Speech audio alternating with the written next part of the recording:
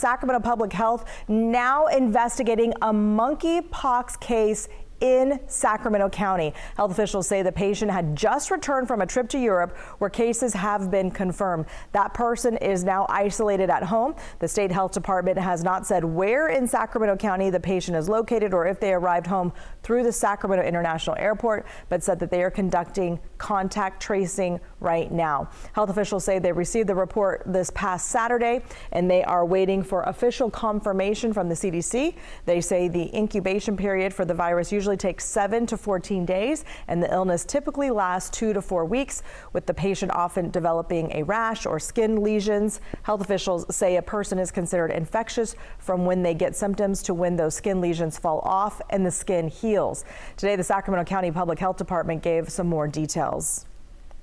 Transmission occurs mainly by large respiratory droplets or by direct contact with body fluids, skin lesions, or contaminated clothing or bedding.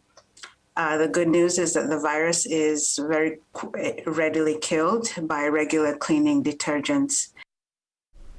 Well, the county health department says it is in contact with the CDC for potential vaccine supplies if needed. There are 2 available, one for monkeypox and one for smallpox, which you probably or maybe already have. Now, this comes as more cases have been suspected in the global outbreak of this very rare disease. The World Health Organization, or the WHO, has identified 200 cases in 12 Western countries. So here's what we know about the 6 people the CDC is monitoring in the United States. There's 6 of them. They were passengers who sat near an infected traveler who had symptoms while on a flight from Nigeria to the UK earlier this month. Separately, CDC officials are also investigating a case of monkeypox confirmed in a man in Massachusetts who had recently traveled to Canada. And joining us now to get more perspective on this, Dr. Vanessa Walker. Dr. Walker, thanks for joining us. But first, I got to ask. So these 6 people were infected because they were sitting near the person who was infected on a plane.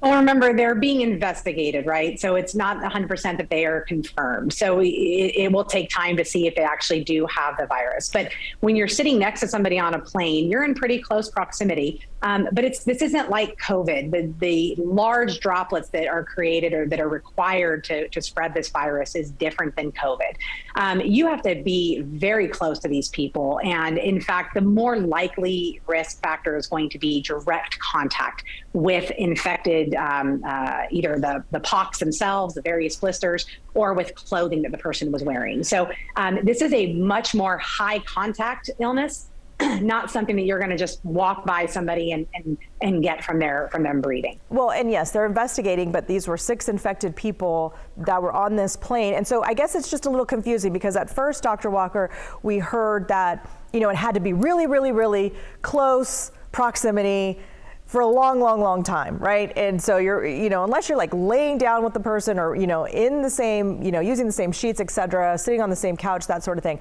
But now, I mean, this is 6 different people. How close could 6 people be to one person? You've got the person on your right, the person on your left, but I don't know. I think that's why people are getting a little worried about this.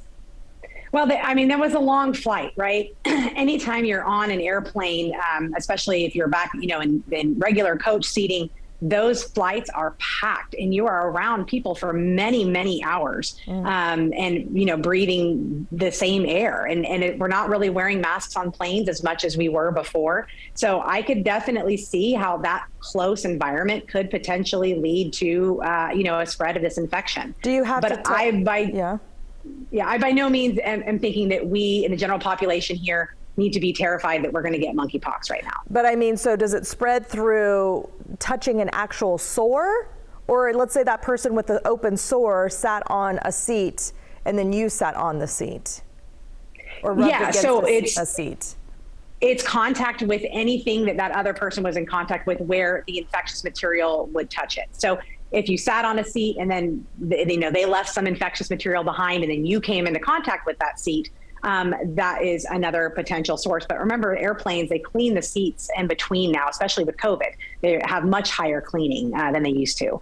But like I said, the main source of infection of this virus is going to be direct contact with people, close contact. And like I said, I really don't want people to be afraid that they're going to get this virus going about their everyday lives. Do we need, so when do people get a smallpox vaccination? And if you, I mean, who should, I can't remember if I've had one, frankly. I was born in 1976. Did I get one back then? I don't remember. I mean, it was eradicated worldwide in 1980. So I was born in 1982 and I did not get a smallpox vaccine. So many of us alive right now have never been vaccinated against smallpox. And so it is something that obviously is a concern. Younger people, immunocompromised people, children are at highest risk of severe disease. But even so, this is a much milder illness than smallpox. This is not smallpox. It's in the general family, but it is much more mild. And the strains that we're seeing coming out, at least from the UK, are more on the less concerning death rate, looking at around a 1% versus the monkeypox can be upwards of 10% fatality rate in certain strains. So, yes, it's something to keep an eye on. But like I've said, this is something that we just need to kind of keep cool heads about it and let's not get too concerned. I mean, should we consider getting a smallpox vaccination? Are you going to get one for yourself? No, I'm not getting a smallpox vaccination. I would wait until more information comes out from public health officials based on the concern. The contact tracing for this is going to be much easier than contact tracing for COVID, let's say. They're going to be able to, I think, get this, this virus under much better care. I mean, think about Ebola. When we had patients coming in with Ebola, we were able to lock that down very tightly.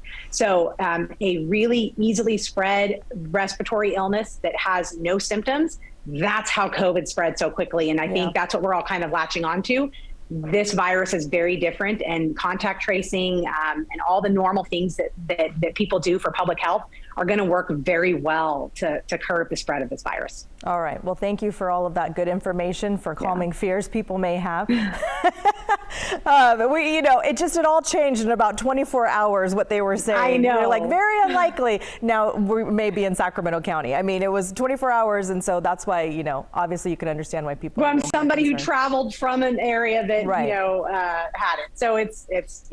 All right. Well, we appreciate your time once again, and especially you've helped us so much over the last 3 years in the pandemic. Dr. Walker, thank you. All right. Bye-bye. Well, Memorial